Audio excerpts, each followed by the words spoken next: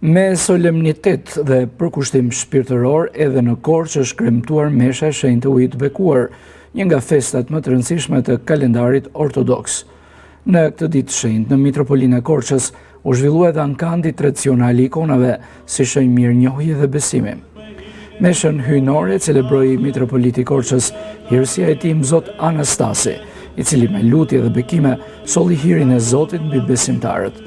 Pas shërbesës fetare si pasëritit të shenjtë Zot Anastasi, hodhi kryqin e bekuar në ujërat e Shatërvanit të qytetit të Korçës. Kryqi i shenjtë u kap nga i riu Ervis Rakipi, i cili e merr këtë bekim për herë të tretë, duke u konsideruar një shenjë hiri dhe mbrojtje hyjnore. Gëzuar për shëvit, është hera e tretë që kapur kryqin. Dëshiroj e ndjej dhe e kap. Pas ceremonisë së shenjtë dhe hedhjes së kryqit në ujë, besimtarët me përulësi dhe besim morën ujë të bekuar për të çuar në shtëpitë e tyre, si simbol pastrimi, bekimi e paqe shpirtërore.